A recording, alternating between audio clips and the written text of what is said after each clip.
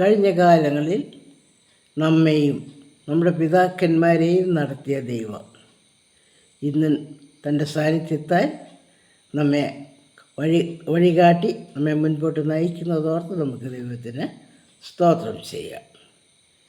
ഈ ദൈവം ഇന്നും എന്നേക്കും നമ്മുടെ ദൈവം. അവൻ നമ്മെ ജീവപര്യന്തം വഴി നടത്തും. തനിമയിലേക്ക് എന്ന ഈ കൂട്ടായ്മ വഴി ദൈവത്തെ കൂടുതൽ രുചിച്ചറിയുവാൻ ദൈവം ഇടയാക്കേണ്ടതിനായി ദൈവകൃപയ്ക്കായി അപേക്ഷിക്കാം. മത്തായിയുടെ സുവിശേഷം 17-ാം അധ്യായം 24 മുതൽ 27 വരെയുള്ള വാക്യങ്ങൾ വായിക്കുന്നു. അവർ കപ്പർന്നഹൂമിൽ എത്തിയാറെ ദ്വിദ്രഹ്മപ്പണം വാങ്ങുന്നവർ പത്രോസിൻ്റെ അടുക്കൽ വന്നു. നിങ്ങളുടെ ഗുരു ദ്വിദ്രഹ്മപ്പണം കൊടുക്കുന്നില്ലയോ എന്ന് ചോദിച്ചതിന് ഉവ്വ് എന്ന് അവൻ പറഞ്ഞു. അവൻ വീട്ടിൽ വന്നപ്പോൾ യേശു അവനോട്, ശീമോനെ, നിനക്ക് എന്ത് തോന്നുന്നു? ഭൂമിയിലെ രാജാക്കന്മാർ ചുങ്കമോ കരമോ ആരോട് വാങ്ങുന്നു? പുത്രന്മാരോടോ അന്യരോടോ എന്ന് മുന്നിട്ട് ചോദിച്ചതിന് അന്യരോട് എന്ന് അവൻ പറഞ്ഞു. യേശു അവനോട്, എന്നാൽ പുത്രന്മാർ ഒഴിവുള്ളവരല്ലോ. എങ്കിലും നാം അവർക്ക് ഇടർച്ച വരുത്താതിരിക്കേണ്ടതിന് നീ കടലിലേക്ക് ചെന്ന് ചൂണ്ടൽ ഇട്ട് ആദ്യം കിട്ടുന്ന മീനിനെ എടുക്കുക. അതിൻ്റെ വായ തുറക്കുമ്പോൾ ഒരു ചതുദ്രഹ്മപ്പണം കാണും. അത് എടുത്ത് എനിക്കും നിനക്കും വേണ്ടി കൊടുക്കുക എന്ന് പറഞ്ഞു. ദൈവം നമ്മോട് കൂടെ ഇരുന്ന് അത്ഭുതകരമായി നമ്മെ നടത്തുന്നത് എങ്ങനെയെന്ന് ഗ്രഹിക്കുവാൻ ഇന്നുവരെയും മനുഷ്യബുദ്ധി വളർന്നിട്ടില്ല. അനേകരുടെ അനുഭവങ്ങളിൽ കൂടെ മാത്രമേ ദൈവം നടത്തുന്ന വിധങ്ങളെയും വഴികളെയും ഇന്ന് സാങ്കേതിക വിദ്യകളും മറ്റും അഭിവൃദ്ധിപ്പെട്ടിരിക്കുന്ന കാലത്ത് ജീവിക്കുന്ന നമുക്ക് മനസ്സിലാക്കുവാൻ കഴിയുകയുള്ളൂ. കർത്താവ് ഈ ലോകത്തിൽ ജീവിച്ചപ്പോൾ നടന്നൊരു സംഭവമാണല്ലോ ഇതാണ്. സകലവും വിട്ട് കർത്താവിനെ അനുഗമിച്ച പത്രോസിൻ്റെ ജീവിതത്തിൽ വന്ന ഒരു പ്രതിസന്ധി, ആ പ്രതിസന്ധിയെ നേരിടുവാൻ കർത്താവ് എങ്ങനെയാണ് സഹായിച്ചത് എന്ന കാര്യം നമുക്കിവിടെ ശ്രദ്ധേയമാണ്. മനുഷ്യബുദ്ധിക്ക് മനസ്സിലാകാത്ത വഴി. എത്ര ചിന്തിച്ചാലും നമുക്ക് ഇത് മനസ്സിലാകുന്നില്ല. കർത്താവിൻ്റെ കയ്യിൽ ഈ ലോകത്തിലേതൊന്നുമില്ല. പാമ്പുകൾക്ക് മാളമുണ്ട്, പറവകൾക്ക് ആകാശമുണ്ട്, മനുഷ്യപുത്രൻ തല ചായ്ക്കാൻ ഇടമില്ല. അങ്ങനെ ഒരു കർത്താവാണ് പത്രോസിനെ സഹായിക്കുന്ന പ്രതിസന്ധി വേളയിൽ, അതും മനുഷ്യർക്ക് ഗ്രഹിക്കുവാൻ കഴിയാത്ത വഴിയിൽ. അതുകൊണ്ട് പൗലോസ് അപ്പോസ്തലൻ റോമർക്കെഴുതിയ ലേഖനത്തിൽ പറയുന്നില്ലേ, ദൈവത്തിൻ്റെ ധനം, ജ്ഞാനം, അറിവ് എന്നിവയുടെ ആഴമേ, അവൻ്റെ വഴികൾ അഗോചരമാണ്. അപ്രമേയമായ വഴിയെ കൂടിയാണ് ദൈവം തൻ്റെ മക്കളെ, തന്നിൽ ആശ്രയിക്കുന്നവരെ വഴി നടത്തുന്നത്. ദൈവത്തിൻ്റെ ജ്ഞാനവും ധനവും എത്ര ആഴമാണ്! അതിന് ആഴം ആർക്ക് ഗ്രഹിക്കുവാൻ കഴിയും? ഇങ്ങനെ അനേകരുടെ അനുഭവങ്ങളിൽ കൂടെ മാത്രമേ നമുക്കിത് ഗ്രഹിക്കുവാനായിട്ട് കഴിയുള്ളൂ. പത്രോസിൻ്റെ ജീവിതത്തിൽ ഉണ്ടായ ഈ സംഭവം നമുക്കൊക്കെ പരിചിതമായൊരു സംഭവമാണ്. പത്രോസിന് ഈ ഒരു പ്രതിസന്ധി നേരിട്ടപ്പോൾ അതിനെ നേരിടുവാനുള്ള ഉൾക്കരുത്ത് ഒന്നും പത്രോസിന് ഇല്ല. പക്ഷേ താൻ ആരുടെ കൂടെയാണ് എന്നുള്ളത് പത്രോസിന് വ്യക്തമായിട്ടറിയും. ദൈവത്തിൻ്റെ പുത്രനായ ക്രിസ്തുവാണ് തന്നോട് കൂടെയുള്ളത് എന്നുള്ള ആ ഉറപ്പ് ഏത് പ്രതിസന്ധിയെയും നേരിടുവാൻ ധൈര്യത്തോടെ നേരിടുവാൻ ക്രിസ്തു ശിഷ്യന് സാധിച്ചു. നേരോടെ നടക്കുന്നവർക്ക് ഒരു നന്മയും മുടക്കുകയില്ല എന്ന് 84 സങ്കീർത്തനം നമ്മളെ ഓർപ്പിക്കുന്നു. ഒരുപക്ഷെ പത്രോസിനെ നമുക്ക് വിമർശിക്കാം. ബുദ്ധിയില്ലാത്ത സംസാരമല്ലേ പറഞ്ഞത്, കയ്യിൽ പണമില്ല. തൻ്റെ ഗുരുവിൻ്റെ കയ്യിലും പണമൊന്നുമില്ല.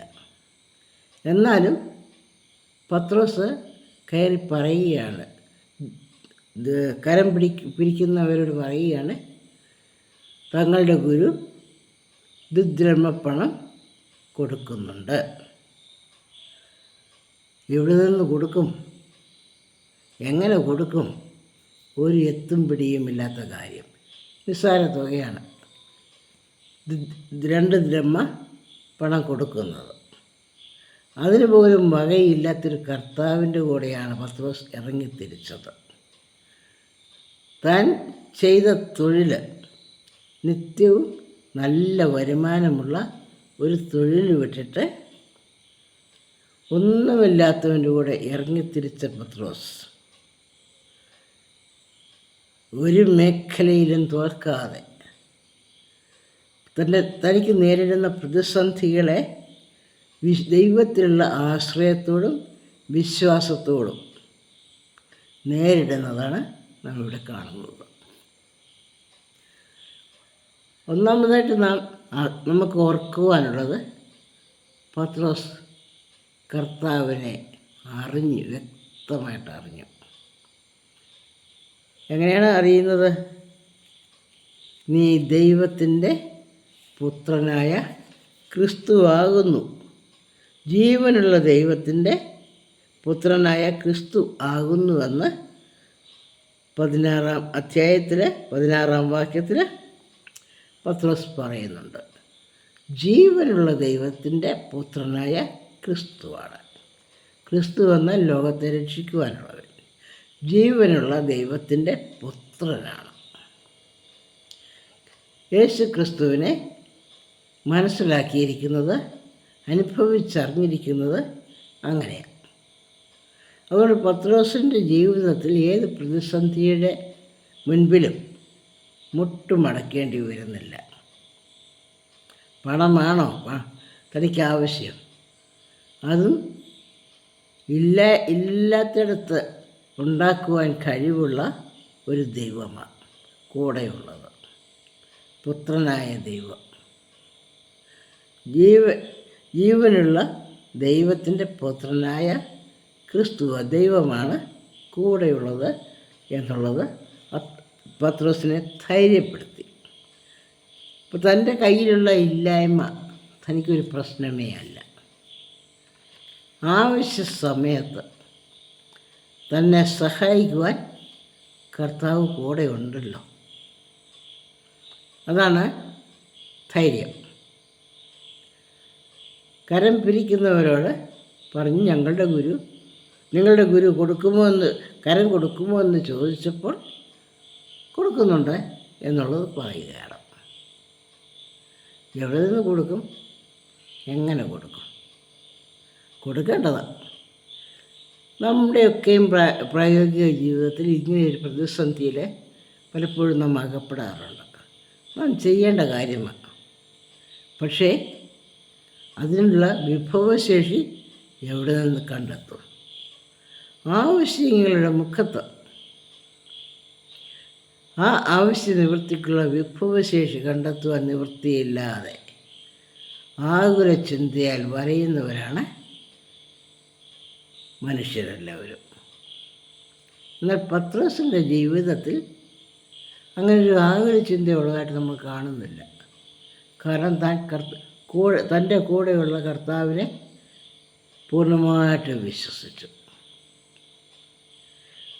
ഞങ്ങൾ സകലവും വിട്ട് നിന്നെ അനുഗമിച്ചാൽ ഞങ്ങൾക്ക് എന്ത് കിട്ടുമെന്ന് ചോദിച്ച ശിഷ്യന്മാരോട് കർത്താവ് പറഞ്ഞില്ലേ, ഈ ലോകത്തിൽ നിങ്ങൾ എന്ത് ഉപേക്ഷിക്കുന്നോ ഈ ലോകത്തിൽ തന്നെ 100 മടങ്ങ് നിങ്ങൾക്ക് ലഭിക്കും. അതിനുള്ള സാധ്യത കർത്താവ് തുറന്നു കാണിച്ചു.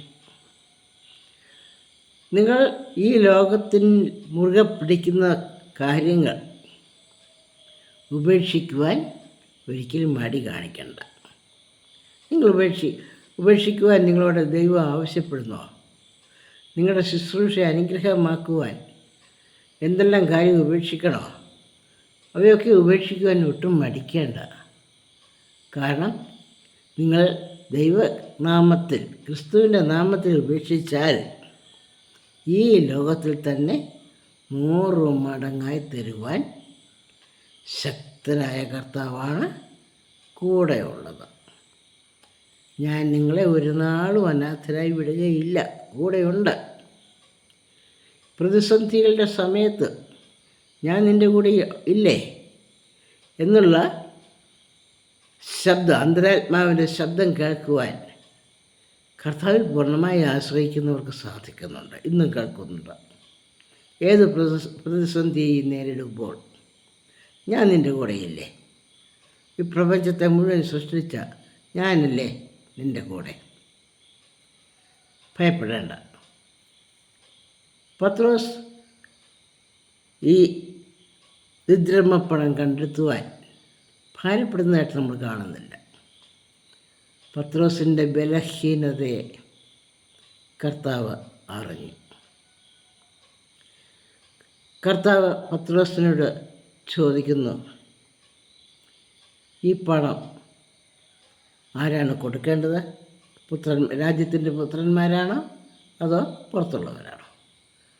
അങ്ങനെ കാര്യങ്ങൾ വിവരിച്ച ശേഷം പണം കണ്ടെത്താനുള്ള വഴി കർത്താവ് നിർദ്ദേശിക്കുക.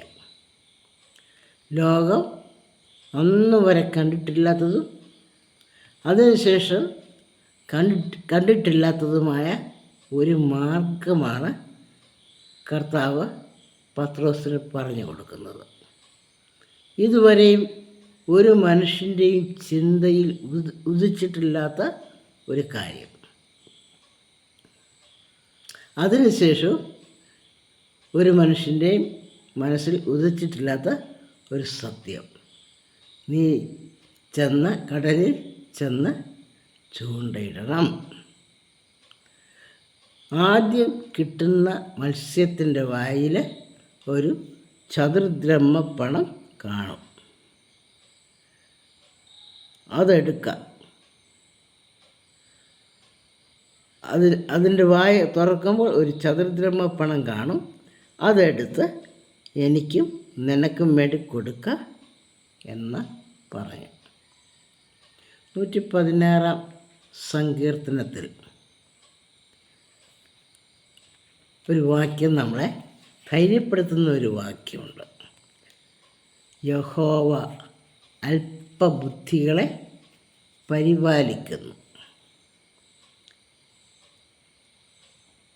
116 സങ്കീർത്തനം 6 വാക്യം. യഹോവ അല്പബുദ്ധികളെ പാലിക്കുന്നു. ഞാൻ എളിമപ്പെട്ടു, അവൻ എന്നെ രക്ഷിച്ചു. അല്പബുദ്ധികളുടെ ഒരു പ്രത്യേകതയാണ് എളിമ. മറ്റുള്ളവരിൽ നിന്നും അറിവ് സമ്പാദിക്കും. അനുഭവസമ്പന്നരായ വ്യക്തികളിൽ നിന്നും അവർ അറിവ് സമ്പാദിക്കുന്നു. പ്രശ്നപരിഹാരത്തിനുള്ള മാർഗം മറ്റുള്ളവരിൽ കൂടെ അവരുടെ അനുഭവങ്ങളിൽ കൂടെ കണ്ടെത്തുകയാണ് ചെയ്യുന്നത്. ദൈവത്തിൻ്റെ പരിപാലന എപ്പോഴും താഴ്മയുള്ളവരോടുകൂടിയാണ്, എളിമയുള്ളവരോടുകൂടിയാണ്. മനുഷ്യരൊക്കെ ചിലപ്പോൾ നമ്മളെ വിമർശിക്കുമ്പോൾ പറയും, ബുദ്ധിയില്ലേ ഇതൊക്കെ ചിന്തിക്കാൻ. ദൈവം പരിപാലിക്കുന്നത് അല്പബുദ്ധികളെയാണ്. വലിയ ബുദ്ധിമാന്മാരെയൊന്നും ദൈവം പരിപാലിക്കുന്നതായിട്ട് നമ്മൾ വായിച്ചിട്ടില്ല, കേട്ടിട്ടില്ല. ആരുടെയും സാക്ഷ്യവും അങ്ങനെ കേട്ടിട്ടില്ല. നമുക്ക് ബുദ്ധിയില്ലാത്ത ഇടത്ത്, കഴിവില്ലാത്ത ഇടത്ത് ദൈവം നമ്മെ അറിഞ്ഞ് സഹായിക്കുന്നതായിട്ട് നമ്മൾ കാണുന്നു. അത് എത്ര അത്ഭുതകരമായിട്ട്, അതിശയകരമായിട്ട്. കർത്താവ് പറയുകയാണ് 27-ാം വാക്യത്തിൽ, അവർക്ക് ഇടർച്ച വരുത്താതിരിക്കേണ്ടതിന് നീ കടലിലേക്ക് ചെന്ന് ചൂണ്ടൽ ഇട്ട് ആദ്യം കിട്ടുന്ന മീനിനെ എടുക്കുക. നിൻ്റെ പ്രവൃത്തി മൂലം, നിൻ്റെ ബുദ്ധിമോശം നിമിത്തം ആർക്കും ഇടർച്ച വരണ്ട. നിന്നെ സഹായിക്കാൻ ഞാൻ നിൻ്റെ കൂടെയുണ്ട്. എൻ്റെ ആലോചനയാൽ ഞാൻ നിന്നെ സഹായിച്ചോളാം. എൻ്റെ ജ്ഞാനത്താൽ നിന്നെ വഴി നടത്തിക്കോളാം. നീ കടലിൽ ചെന്ന് നിനക്ക് പരിചിതമായ ജോലി ചെയ്താൽ മതി. നിനക്കറിയാവുന്നത്, അതിന് വലിയ സ്കിൽ ഡെവലപ്മെൻ്റ് ഒന്നും ആവശ്യമില്ല. ദൈവം നിന്നെ പരിപാലിക്കുമ്പോൾ സ്കിൽ ഡെവലപ്മെൻറ്റിൻ്റെ വലിയ ആവശ്യമൊന്നുമില്ല. നിനക്ക് പരിചിതമായ ജോലി, ചൂണ്ടലിടുക. അതും കടലിൽ ചെന്ന് ചൂണ്ടലിടുക. അവിടെ നീ ചൂണ്ടലിടുമ്പോൾ ആദ്യം കിട്ടുന്ന മീനിൻ്റെ വായ തുറക്കുമ്പോൾ ഒരു ചതുർദ്രഹ്മപ്പണം കാണും. അപ്പം ദൈവത്തിൻ്റെ ക്രമീകരണം ഒന്നോർത്തേ. ദൈവത്തിൻ്റെ ജ്ഞാനം, ദൈവത്തിൻ്റെ ശക്തി, ദൈവത്തിൻ്റെ വൈഭവം ഒന്ന് നമുക്ക് ഇമാജിൻ ചെയ്യാൻ കഴിയുന്നതിലപ്പുറമായ നടത്തിപ്പല്ലേ. പത്രോസിനോട്, പാവപ്പെട്ട പത്രോസിനോട് പറയുക, വലിയ വിദ്യാഭ്യാസമൊന്നുമില്ല, എളിയവനാണ്. അതുകൊണ്ട് കർത്താവ് പറയുന്നതിനെ പൂർണ്ണമായിട്ടങ്ങ് വിശ്വസിച്ച് പോയി ചൂണ്ടലിട്ടു. ആദ്യം കിട്ടുന്ന മീനിൻ്റെ വായിൽ ചതുർദ്രഹ്മപ്പണം ഉണ്ട്. പത്രോസ് പോയി ചൂണ്ടയിടുമ്പോൾ ആദ്യം കിട്ടുന്ന മീൻ ഏതാണെന്ന് എൻ്റെ ദൈവത്തിനറിയാം. ആ മീനിൻ്റെ വായിൽ ചതുർദ്രഹ്മപ്പണം ദൈവം നിക്ഷേപിച്ച് കൊടുക്കുക. ആകാശത്ത് നിന്ന് പണം വരുത്തിയൊന്നുമല്ല കൊടുക്കുന്നത്. മനുഷ്യന് മനസ്സിലാകാത്ത ഭാഷയിലൊന്നുമല്ല കൊടുക്കുന്നത്. പരിചിതമായ ജോലിയിൽ കൂടെ, നിൻ്റെ കഴിവ് നീ ഉപയോഗിക്കുന്നതിൽ കൂടെ കർത്താവ് നിന്നെ നടത്തും. ഒരൊറ്റ വ്യവസ്ഥയുള്ള കർത്താവിനോട് കൂടെ ആയിരിക്കണം. പത്രോസിൻ അവിടെ ഈ കാര്യം നേടിയത് കർത്താവ് കൂടെ ഉണ്ടായിരുന്നു, അതുകൊണ്ട് മാത്രമാണ്. കർത്താവ് കൂടെ ഇല്ലെങ്കിൽ എത്ര പരിചിതമായ തൊഴിലാണെങ്കിലും രാത്രി മുഴുവൻ അധ്വാനിച്ചാലും ഒരു മീനിനെ പോലും കിട്ടാത്ത ആളുകളാണ് പത്രോസൊക്കെ. നീ പോയി ചൂണ്ടയിടുമ്പോൾ ആദ്യം കിട്ടുന്ന മീനിൻ്റെ വായിൽ ചതുർദ്രഹ്മപ്പണം നിക്ഷേപിക്കുവാൻ കഴിവുള്ള ഒരു ദൈവം. ആ ദൈവത്തിൻ്റെ ധനം, ജ്ഞാനം, അറിവ് എന്നിവയുടെ ആഴമേ ഗ്രഹിക്കാൻ കഴിയുമോ? മനുഷ്യബുദ്ധിക്ക് മനസ്സിലാകുമോ? സമുദ്രത്തിൽ പോയി ചൂണ്ടയിടുക. ആ ചൂണ്ടയെ ആദ്യം കുടുങ്ങുന്ന മീനിൻ്റെ വായിൽ ചതുർദ്രഹ്മപ്പണം നിക്ഷേപിക്കുക. നിൻ്റെ ആവശ്യത്തിന്, ഇപ്പോഴത്തെ ആവശ്യത്തിന്, നാളത്തേക്ക് നീ കരുതണ്ട. ഓരോ ദിവസവും അന്നന്ന് ആവശ്യമുള്ളത് ചോദിച്ചു മേടിക്കുവാൻ പഠിപ്പിച്ച കർത്താവാണ് ഈ അത്ഭുത പ്രവൃത്തി ചെയ്യുന്നത്. നമ്മുടെ ജീവിതത്തിലും ഈ കർത്താവിനെ അനുഭവിച്ചറിയുവാൻ, രുചിച്ചറിയുവാൻ ദൈവം കൃപ നൽകട്ടെ. അന്നന്നത്തേക്കുള്ള ആഹാരം അന്നന്ന് തരയണമേ, നമ്മളെ സംതൃപ്തരാക്കി നടത്തണമേ എന്ന് പ്രാർത്ഥിക്കാം.